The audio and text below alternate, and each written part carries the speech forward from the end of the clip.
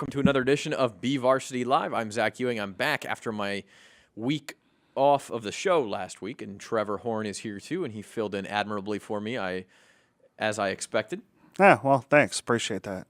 How did things go, Trevor? They went fine. We had a good show. We had Independence girls basketball team in. Obviously, they weren't able to come away with the win down there in the quarterfinals of the D2 and state at Mark Keppel down in Alhambra. It's a very good basketball team down there for Alhambra. They got their point guard, one of the best ball handling skills I've seen at the high school level in a long time. She's head off to West Virginia, so obviously a very good team. So And Independence is going to be very, very good next year. They've got a lot coming back on that team. I think it was like 93.7% of their offense coming back for the 5 starters. So, and 2 or 3 of their top bench players all coming back. So yeah, Independence will be a very good team next season. And we do have some basketball to talk today. We're going to have Stan Green in to talk about the Kern High School District All-Star games that they're putting on Saturday night. We're also going to talk some football. Gerald Perucci out at Bakersfield Christian. Quite a shock for everybody involved, I Very think, much there. so. We'll talk about that. We've got baseball, softball to talk about, as always. We're going to start, however, with track and field, and that brings us to our guest for today, and that is Bryce Huggins. I almost called you Braxton. Bryce Huggins from BHS, who went 24-3 in the long jump at the Kern Invite last week. Just popped it off, number 2 in the nation. Bryce, thanks for being here, man. Thank you. Braxton, of course, playing the NCAA tournament tomorrow. That's your cousin, so it's kind of a big week for the Huggins family. But let's talk about you first. That jump, I asked you before the show, did you know it was in you? You said yes. It's just a matter of you got to get those steps right. You got to hit the board right. Everything has to kind of come together at the same time, right? Yeah. What describe the jump for us? I think we have some photos of it, actually. We don't have video, unfortunately. But Just a lot of warm-ups, pop-ups before the jump and just stretching. And then me and my coach was just talking about like runway speed and just making sure that I'm driving through the board and just getting a lot of height. And then when I was in the air, I just could see I knew it was going to be a good jump by my landing. There, Bryce, if you want to see them also. Sorry, I don't mean to cut you off. It really is amazing that a human being can jump that far, by the way. And that, I mean, obviously you can go farther than that too. But it's a cool event, and it's at what point in that jump? I mean, for people who haven't seen the long jump a lot, or even if you have, I mean, the entire process only takes less than 10 seconds once you start running, less than 5 seconds really. At what point did you know this is a good one?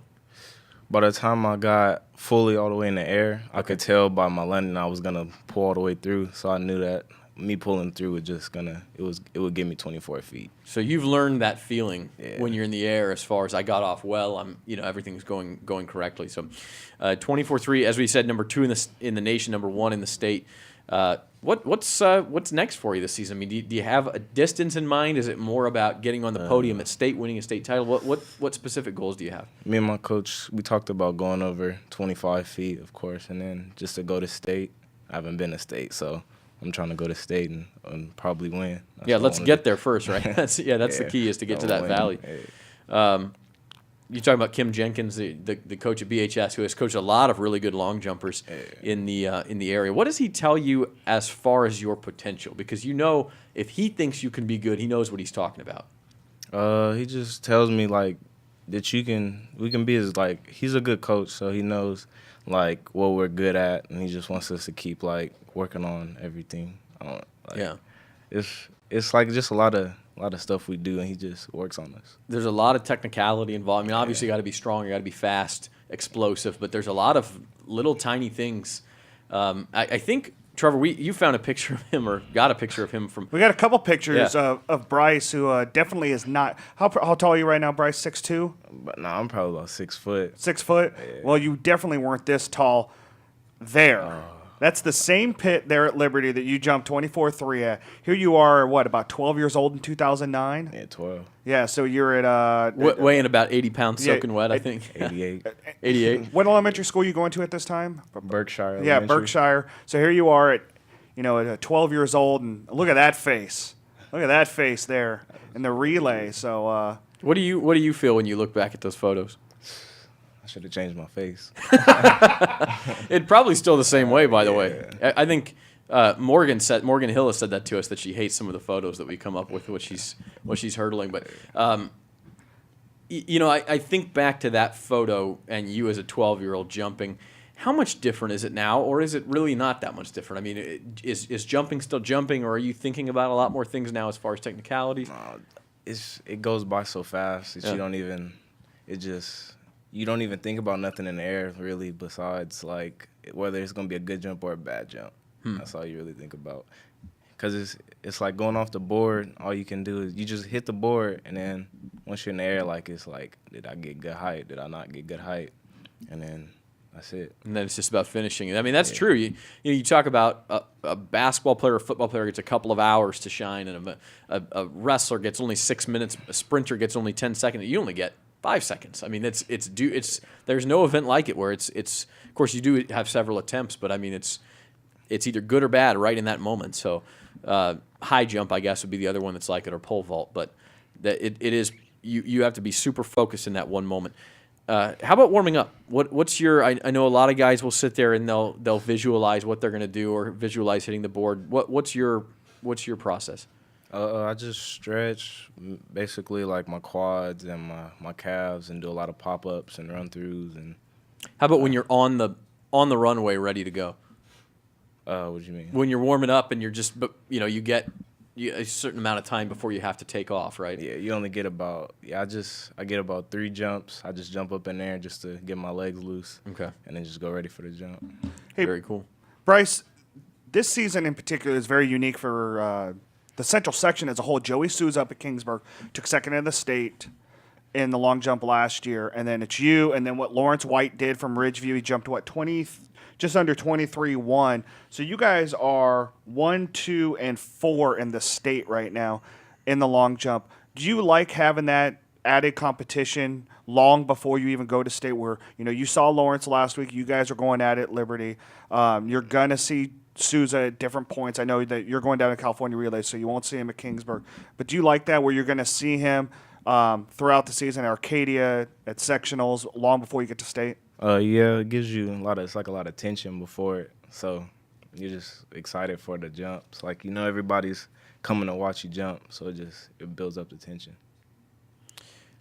Bryce, let's talk a little bit about your family, because you're younger than Braxton and Asani, but this is an athletic family. How close are you guys as far as rooting for each other, checking out what everybody's doing? I'm pretty close to Asani. Like, I've known him for a long time, ever since we was like little.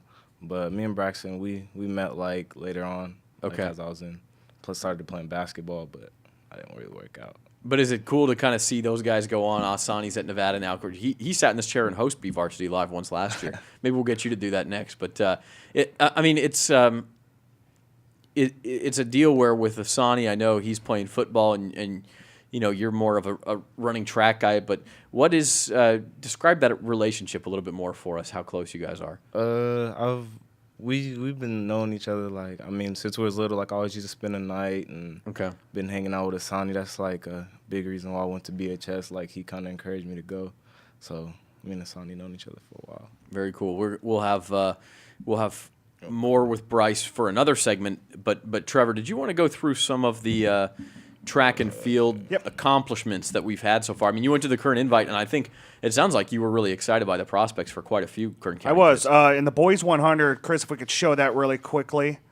We have video of that one. Darius Smith is the first one in the Central Section to break 11 seconds. What lane is he in here, Trevor? He's lane 4, and there you have Marcus Watkins, your teammate, Bryce, there in lane 5. And these two went neck and neck. It was Darius Smith at 10.98, and then Marcus Watkins was 11.2, but you watch these block starts for these two, and you can see Darius there. He gets a good start in lane 4 and just kind of takes the lead and holds it out the entire way. But those are the two guys. Those are the top two guys in the section right now in the 100, which is kind of unique, and it's nice to be able to see that, and it'll be fun to see how they progress throughout the season. Darius is also 4th in the 200.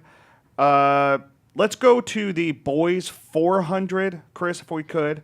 Here is Curtis Threckeld. He is 2nd in the state at 50.65. In this race, it looked like he had a sizable lead, but here, Jaquel Tomlin, another one of your teammates, Bryce, comes up and actually takes a lead from Threckeld. Threckeld then finally outkicks him at the very end to take that, and a near photo finish, but then Threckeld came back and had to run in the 800 against last year's state placer in the boys 800. Chris, if we could pull that one up. Isaac Trevino right now is 4th in the state in the boys 800, and then he is 6th in the nation, the boys 800. And you think Threkheld has a good start, but watch Trevino here just absolutely He just obliterates dominates the this race. competition. And Threkheld even said, he goes, there was nothing I could do in that moment because Threkheld had already doubled in the 400 and then was in the 4x400 later in the night.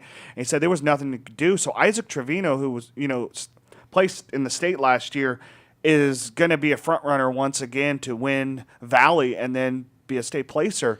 And then finally, the last video that we have, obviously Morgan Hill, that everybody knows, who was a two-time state placer. Here she is in the 100 hurdles. This isn't even her best event so Her lane far. 4 as well. So again, a late start. Morgan knows that that's something that she needs to work on. But look at how quickly she gets out. Her technique is so precise. She's so strong from top to bottom, and she just. That video right there has gotten over 4,000. I think nearing 4,000 views on our YouTube page, BVarsity Live. She's 8th in the state in the 100 hurdles, and in the 300 hurdles, she's number 1 in the state and number 3 in the nation. And we saw her in the 300 hurdles. She went just under 44 seconds, but her best time 43.38. I mean, she was even talking about how. It's one of those things that an event like the current Invitational, they have her in the 4x100. They bookend her in the 4x400. She even runs a 2 in the 400. She didn't on Friday, but it's one of those things where when you get later in the year and you go down to events like Arcadia and different things like that. Arcadia is the 10th and 11th of April. Bryce, she'll be down there. Where she'll be able to specialize in just the hurdles at that point, maybe in the 4x4, because that 4x4 team that advanced the state last year. All 4 components for Liberty are coming back in that. It'll be very interesting to see how well Morgan can do. A few other guys, I know Matt Smith is number 1 in the section and number 4 in the state in the discus. Liberty sophomore Alicia Viveros, she's number 1 in the section in the discus at the 133.5. That's good for 7th in the state. Naisha Ham out of Stockdale, another Stockdale high jumper. She's cleared 5.6, tied for 1st in the section, 3rd in the state, and 8th in the nation right now. It's early on, but those are good times. And then obviously Bryce, you're 1st in the state and 2nd in the nation, which is pretty darn good. And Lawrence White, he's 4th in the state with that 23.5 jump he did. Yeah, pretty good stuff along Kern County. And unfortunately, the long jump pit at Liberty's off in the corner, and it's difficult to get video of that and the track, which is why we missed you. But we do have the photos of it, and it was pretty cool. As we're watching those, it comes to mind, Bryce, when you are not competing, which I know isn't real often when you have long jump and triple jump, but what do you like to watch? What events, if they're going on, will you take a peek over at the track and see? I like to watch the girls triple jump. Okay. Girls triple jump and probably the 100. Okay, so it's the sprints, which you do occasionally as well, right? Yeah, I do the 4x1 and 4x4. Okay, and then the girls triple jump.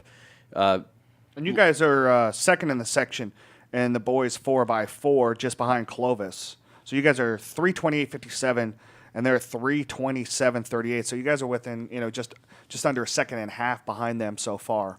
How about an event that you have not done very often or at all that you'd like to try? Probably the 400 and the 200. The 400's a painful race, man. Yeah, I know. Yeah, but he's got the long legs for it, Yeah, that's definitely, to true. be able to get That's around true. the curves. And then you guys are also 2nd in the 4x100 behind Buchanan, and you guys are only 0.18 of a second behind them. You guys are 42.89, and they're at 42.71. Where do you see you in the relays? Do you see Bakersfield? Do you feel like the foursome of the 4x4 or the 4x1 is a better state or section contender? I say the 4x4. I think we can get down to about 319, 318. Okay. And 4x4, of course, tremendous event to watch too. Just the ebbs and flows of the race as you go. Well, Bryce, we're going to keep you along for another segment if that's all right. We're going to take a quick break here on BVarsity Live, our first break. We're here at the Californians Downtown Studios, and you are watching BVarsity Live.